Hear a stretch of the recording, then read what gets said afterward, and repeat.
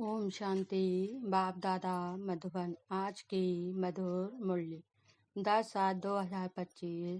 मीठे बच्चे, दे अभिमान छोड़ दे ही अभिमानी बनो। दे ही अभिमानियों को ही ईश्वरी संप्रदाय कहा जाता है।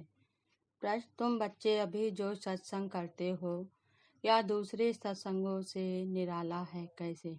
उत्तर: यही एक सत्संग है जिसमें तुम आत्मा और परमात्मा का ज्ञान सुनते हो। यहाँ पढ़ाई होती है, एम ऑब्जेक्ट भी सामने है। दूसरे सत्संगों में ना पढ़ाई होती, ना कोई एम ऑब्जेक्ट है। ओम शांति। रूहानी बच्चों प्रति रूहानी बाप समझा रहे हैं। रूहानी बच्चे सुन रहे हैं। पहले पहले बाप समझाते हैं, जब भी बैठो तो अपने को आत्मा समझकर बैठो। दे ना समझो।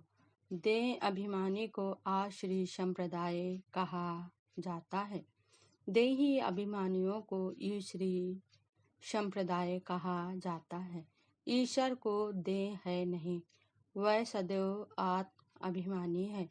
वह है सुप्रीम आत्मा, सभी आत्माओं का बाप, परम आत्मा अर्थात ऊंच ते ऊंचा। आज की मुरली से मुख्य पॉइंट: परमात्मा यानी सभी आत्माओं से ऊंच। वह है भी आत्मा, परंतु ऊंच आत्मा। वह जन्म मरण में नहीं आते। बाकी सब पुनर्जन्म लेते हैं और सभी है रचना। रचता तो एक ही बाप है। ब्रह्मा विष्णु शंकर भी रचना है। मनुष्य सृष्टि भी सारी है रचना। रचता को बाप कहा जाता है। पुरुष को भी रचता कहा जाता है। स्त्री को एडॉप्ट करते हैं, फिर उनसे क्रिएट करते हैं, पालना करते हैं, बस विनाश नहीं करते हैं। बेहद का बाप जिसको परम आत्मा कहा जाता है। जैसे आत्मा का रूप बिंदी है, वैसे ही परम पिता परमात्मा का भी रूप बिंदी है।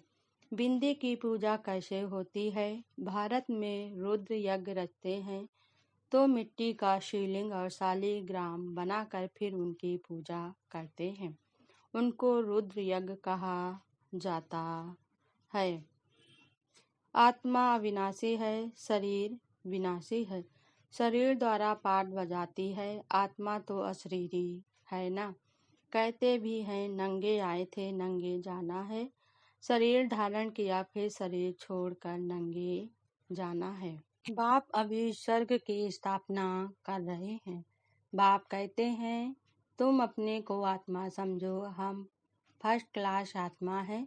इस समय मनुष्य मात्र सब हैं, दे अभिमानी हैं। बाप आत्म अभिमानी बनाते हैं। आत्मा क्या चीज है? भल कहते भी हैं बृहस्पति के बीच चमकता है अजब सितारा। क्या है, कैसे उसमें पाठ भरा हुआ है, वह कुछ भी जानते नहीं। तुम भारतवासियों को 84 जन्मों का पाठ बजाना होता है। 84 लाख योनियां समझने के कारण कल्प की आयु भी लंबी चौड़ी कर दी है। वास्तव में है 5000 वर्ष। बाप समझाते हैं तुम 84 जन्म लेते हो, ना कि 84 लाख। नर्क से फिर स्वर्ग बाप ही बनाएगा। अच्छा, धारणा के लिए मुख्य सार। पहली पॉइंट: ये बाप की सुमित पर चलकर मनुष्य देवता बनना है। इस वाणी संगम युग पर स्वयं को पुरुषोत्तम पारस बुद्धि बनाना है। दूसरी पॉइंट: 7 रोज की भट्टी में बैठ पतित बुद्धि को पावन बुद्धि बनाना है। सत्य बाप से सत्य नारायण की सच्ची कथा सुन नर से नारायण बनना है। वरदान आज बाबा ने दिया। हर खजाने को बाप के डायरेक्शन प्रमाण कार्य में लगाने वाले ऑनेस्ट व ईमानदार भव। स्पष्टीकरण: ऑनेस्ट अर्थात ईमानदार उसे कहा जाता है जो बाप के प्राप्त खजानों को बाप के डायरेक्शन बिना किसी भी कार्य में नहीं लगाए।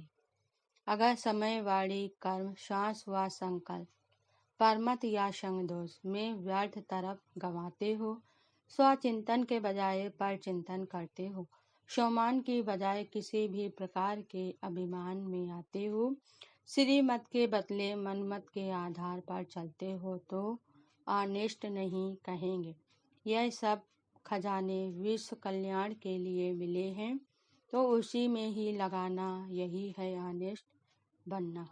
स्लोगन आज बाबा ने दिया, ओपीजिशन माया से करनी है, देवी परिवार से नहीं। ओम शांति।